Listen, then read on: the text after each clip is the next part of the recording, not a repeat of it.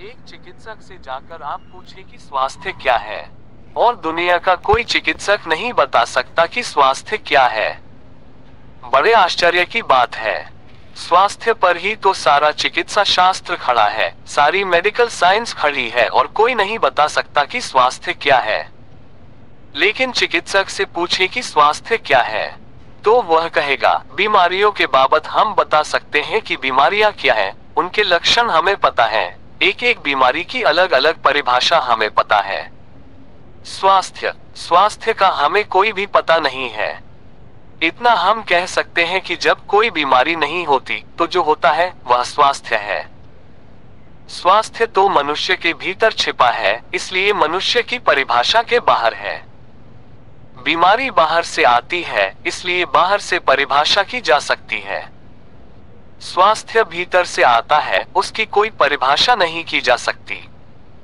इतना ही हम कह सकते हैं कि बीमारियों का अभाव स्वास्थ्य है। लेकिन ये स्वास्थ्य की कहाँ परिभाषा हुई? स्वास्थ्य के संबंध में तो हमने कुछ भी न कहा कि बीमारियां नहीं है, तो बीमारियों के संबंध में कहा।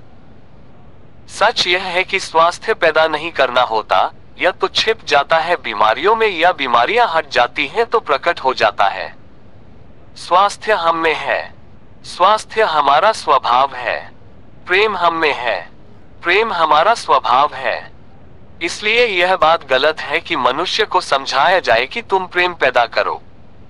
सोचना यह है कि प्रेम पैदा क्यों नहीं हो पा रहा है, बाधा क्या है, अड़चन क्या है, कहाँ रुकावट डाल दी गई है। अगर कोई भी रुकावट ना हो तो प्रेम प्रकट होगा ही। उसे सिखाने की और समझाने की कोई भी जरूरत नहीं है।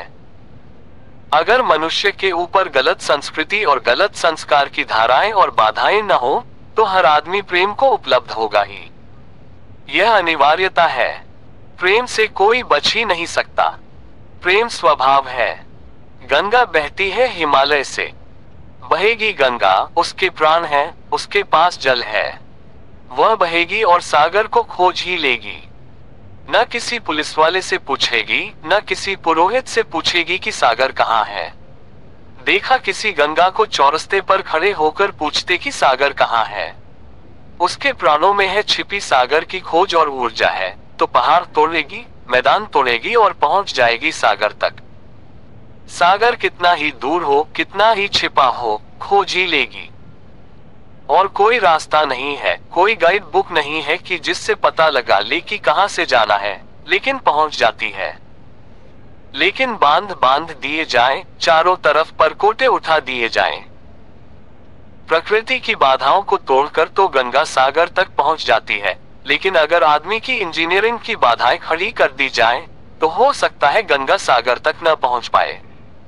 ये भेद समझ लेना जरूरी है।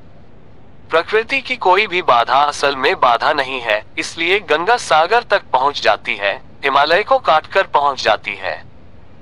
लेकिन अगर आदमी इजाद करे, इंतजाम करे, तो गंगा को सागर तक नहीं भी पहुंचने दे सकता है। प्रकृति का तो एक सहयोग है, प्रकृति तो एक हार्मनी है। वहां जो बाधा भी दिखाई पड़ती है, वह भी शायद शक्ति को जगाने के लिए चुनौती है। वहां जो विरोध भी दिखाई पड़ता है, वह भी शायद भीतर प्राणों में जो छिपा है, उसे प्रकट करने के लिए बुलावा है। वहां शायद कोई बाधा नहीं है।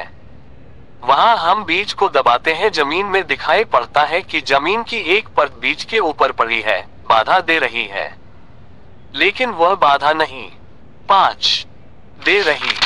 अगर वह परत न होगी तो बीज अंकुरित भी नहीं हो पाएगा। ऐसे दिखाई पड़ता है कि एक परत जमीन की बीज को नीचे दबा रही है, लेकिन वह परत दबा इसलिए रही है ताकि बीज दबे, गले और टूट जाए और अंकुर बन जाए। ऊपर से दिखाई पड़ता है कि वह जमीन बाधा दे रही है, लेकिन वह जमीन मित्र है और सहयोग कर रही है बीज को प्रकट करने में।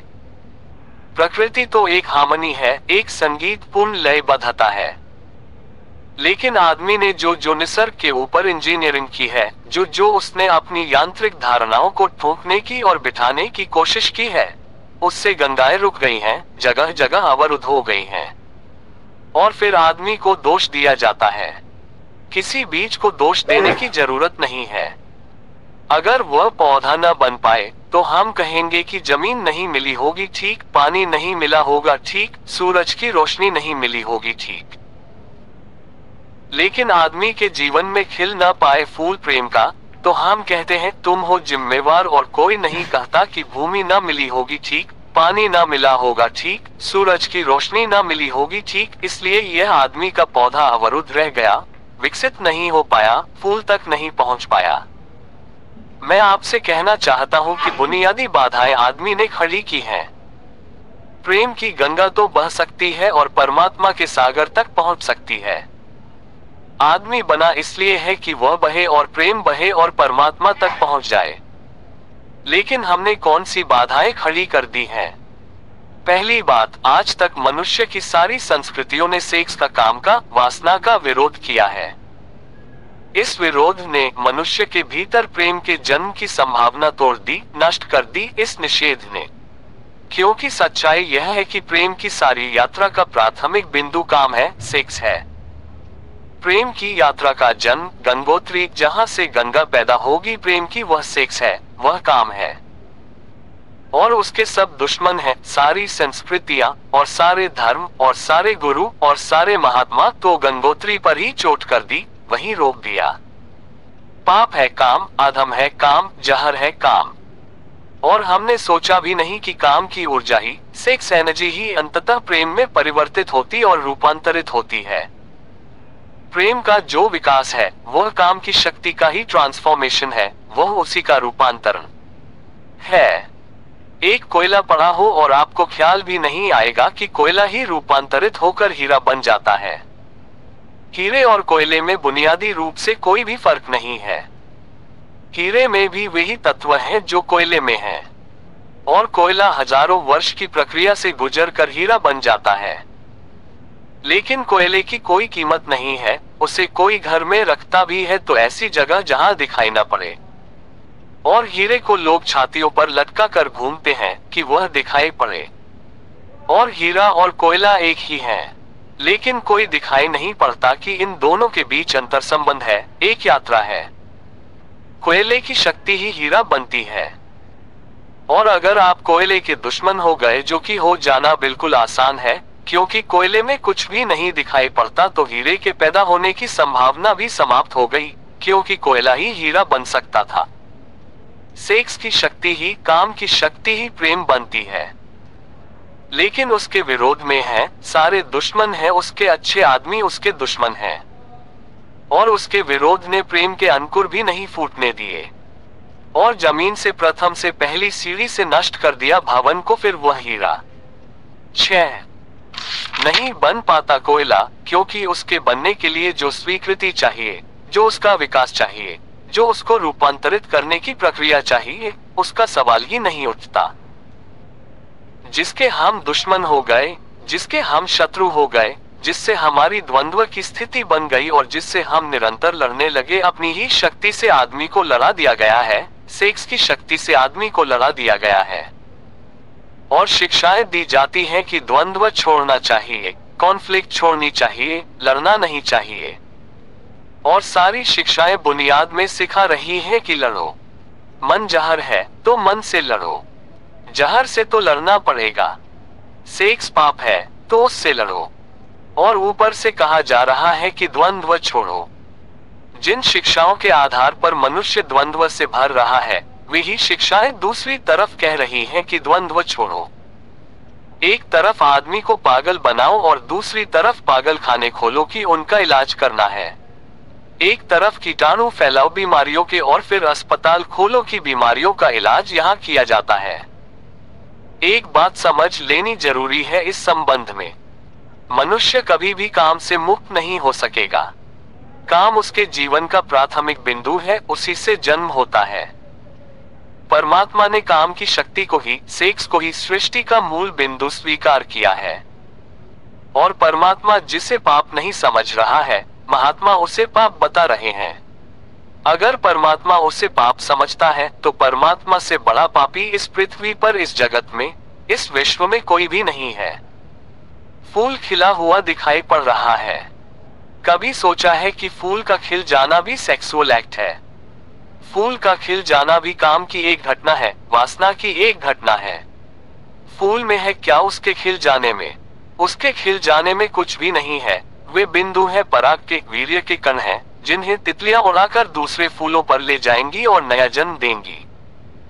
एक मोर नाच रहा है और कवि गीत गा रहे हैं और संत भी देखकर प्रसन्न होंगे, लेकिन उन्हें ख्याल नहीं कि नृत्य एक सेक्सुअल एक्ट है।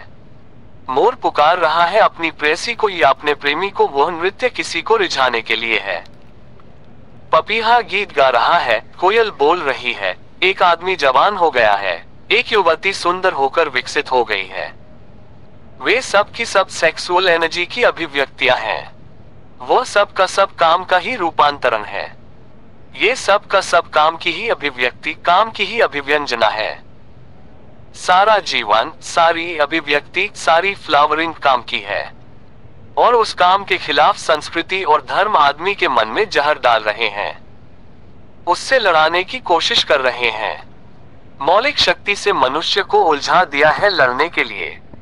इसलिए मनुष्य दीनहीन, प्रेम से रिक्त और थोथा और ना कुछ हो गया है। काम से लड़ना नहीं है, काम के साथ मैत्री स्थापित करनी है और काम की धारा को और ऊंचाइयों तक ले जाना है। किसी ऋषि ने किसी वधू को, नव वर और वधू को आशीर्वाद देते हुए कहा था कि तेरे 10 पुत्र पैदा हो और अंततः तेरा पति तेरा 11वां पुत्र हो जाए। वासना रूपांतरित हो तो पत्नी मां बन सकती है। वासना रूपांतरित हो तो काम प्रेम बन सकता है।